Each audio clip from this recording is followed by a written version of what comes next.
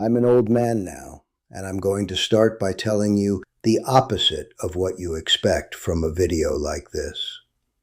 Old age does not make people unpleasant. For years, I assumed it did.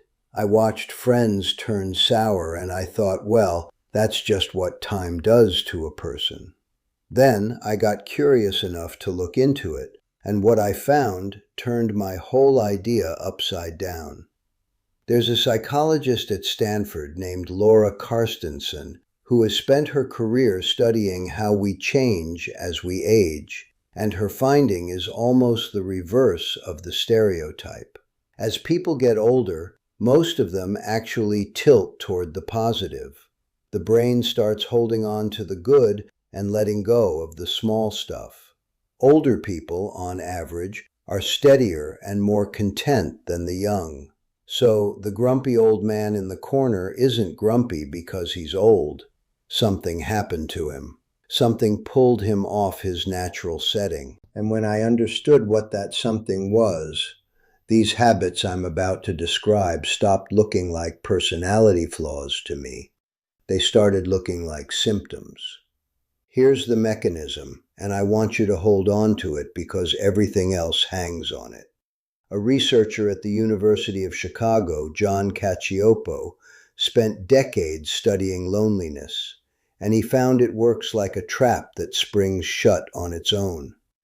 The moment a person starts to feel isolated, the brain flips into a kind of alarm state.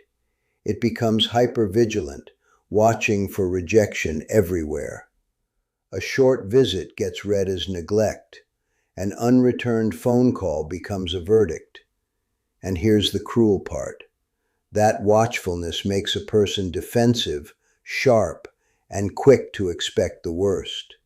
So they push, and the people around them pull back, which seems to confirm exactly what they feared. The loop tightens. Cacioppo called it a self-fulfilling prophecy, because the lonely person is often certain the distance is everyone else's doing. So these 11 habits are not 11 character defects. They're 11 ways that loop shows on the outside, and every single one can be loosened, because a loop that tightens on its own can also be pried open on purpose. Let me show you. The first habit is chronic complaining, not the occasional grievance, the steady drip. When Carstensen says the aging brain leans positive, a mouth that runs on complaints is a signal that something has overridden that setting. And complaints don't stay in one head. Feelings move between people like a scent in a room, and a person who broadcasts strain teaches everyone nearby to brace before the conversation even begins. I had a friend I stopped wanting to call. Not because I stopped loving him, but because I already knew how I'd feel when I hung up, drained. The complaint felt to him like releasing pressure. To me, it was the pressure. The second habit is turning yourself into a medical report. We all have things going wrong by now. But when every conversation becomes symptoms, appointments, and dosages, you've handed the other person a clipboard instead of a connection. Remember, your natural wiring at this age pulls toward the good. So a relentless catalog of what hurts isn't just aging, it's often the loop talking, narrowing your whole world down to the body's alarms. People don't leave because they don't care. They leave because there's no light left in the room to sit in. The third habit is compulsive correcting. Psychologists have a name for the small stuff, the constant little fixes to someone's grammar, their facts, their memory of an event. They call it micro-invalidation. Each correction is tiny. That's why it's dangerous. It never rises to the level of an argument, so no one confronts you, but it quietly tells the other person that being around you means being graded. My own son stopped telling me about his life, and it took me years to understand it wasn't one big thing, it was 100 small corrections that taught him it was safer to say nothing. The fourth habit is reaching for a solution when someone only wanted to be heard. You hear a problem and your hand shoots up with the answer because you've lived it and you know the way out. But most of the time, people aren't bringing you a puzzle. They're bringing you a feeling, and they want a witness, not a repairman. My daughter told me once, after I'd trampled a hard day of hers with advice, that she didn't need fixing, she needed me to listen. Jumping to the fix can land as a quiet insult. It says, "I don't trust you to handle your own life." The fifth habit is the one underneath all the others, so listen closely. It's reading threat into things that carry none. This is Cacioppo's loop made visible. The daughter-in-law who's quiet at dinner isn't tired, you decide. She's cold to you. The grandson who leaves early doesn't have somewhere to be. He's avoiding you. When the alarm state is running, the mind manufactures rejection out of ordinary human behavior. And then you respond to the rejection you invented, wounded or prickly, and the other person feels it and steps back.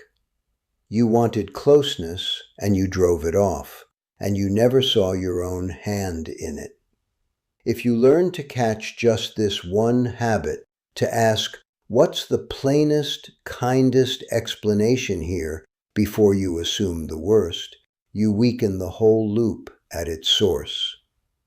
The sixth habit is pulling back first. This one wears the mask of independence. You refuse the ride, refuse the help with the groceries, refuse the offer to stay a while, and you tell yourself it's strength. But often it's the alarm again, withdrawing to avoid a hurt you're bracing for. The trouble is that letting someone help you is one of the main ways human beings bond. When you refuse every time, you're not protecting your dignity. You're denying the other person the small act of care that would have tied you closer. I said no for years. The day I finally let someone carry my bags, I didn't feel smaller. The thread between us pulled tighter. The seventh habit is the victim story. Nobody visits. Nobody calls. Nobody cares anymore. The loneliness underneath it is real. I won't pretend otherwise. But when that becomes the frame around every interaction, it puts a weight on the other person the moment they walk in, because now their presence is being measured against everyone who stayed away. People don't know how to approach someone whose every hello carries a quiet accusation. I lived in that story for a stretch. What broke it wasn't anyone coming to rescue me. It was me picking up the phone and asking an old friend how he was doing. Connection rarely arrives on its own. Someone has to move first, and the loop is built so that the only person who can move first is you. The eighth habit is keeping score with money and favors. Help that comes with a hook stops feeling like love and starts feeling like a bill. You may never say, "After all I've done for you," out loud, but people feel the ledger. I've watched families crack over this, and it's almost never the money itself. It's what the money was carrying: obligation, guilt, control. Give freely or don't give.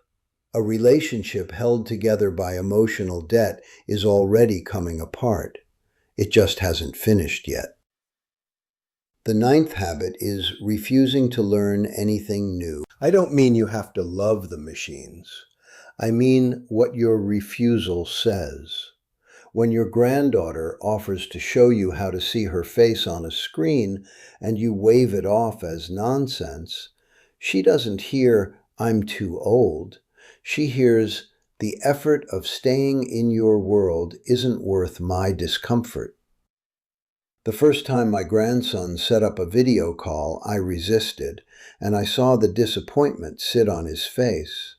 So I fumbled through it, and then one day there he was, smiling at me through the glass as if he were in the room. Learning didn't make me younger, it kept the door to him propped open. The 10th habit is contempt for the young. Every generation shakes its head at the next. But when disapproval becomes the only note you play around a young person, they don't argue with you. They simply go quiet and drift, and you mistake their retreat for respect. I did this to my grandson until he'd gone almost silent in my company. So I changed the channel. I started naming what he did well, out loud. His nerve, his imagination. He came back, not because I demanded it, but because I'd made it safe to be himself near me. The 11th habit is letting go of yourself. The unwashed clothes, the neglected home, the sense that keeping up appearances no longer matters. I'll say this gently because it's rarely laziness and almost never vanity. More often, it's the quietest signal of all that the loop has reached a deep place, the stage where a person has stopped expecting company, so they stop preparing for it. Clinicians watch for exactly this because it can be the line where healthy solitude tips over into something heavier that needs a hand. If you notice it in yourself, don't hear it as a scolding. Hear it as the smoke alarm it is. So there they are, 11 habits, and not one of them makes you a bad person. Together, they're the shape of a loop tightening, and I've felt several of them close around me in my own life. Now, let me tell you why fighting them is worth the trouble, and I'll give you the hardest evidence I found. There's a study at Harvard that has been running since 1938, following the same people across their whole lives, and it's now led by a man named Robert Waldinger. They tracked cholesterol, blood pressure, careers, money, all of it, trying to predict who would be healthy and happy at 80. And the strongest predictor wasn't in the blood work. It was how satisfied people were with their close relationships back at 50. Warm connection beat cholesterol as a forecast of a long life. And the danger runs the other way, too. Researchers have found that chronic isolation carries a health risk on the order of smoking 15 cigarettes a day. That's what's actually at stake here, not just being liked. Your years and your health, measured in the same breath as your smoking. Here's the mercy in it. A loop that closes on its own can be opened on purpose, and it only ever takes one small, honest move made first, by you. One phone call that isn't a complaint. One offer of help accepted. One assumption of the worst set down before it hardens. You don't have to fix all 11. You don't have to become a new man overnight. You just have to catch one of them this week and turn it the other way. If you listened this far, thank you. It means you're willing to look at yourself honestly, and most people never do. I'm just an old man who went looking for why we drift apart and found out it isn't fate. It's a habit, and a habit can be broken. Take care of yourself and make the first move.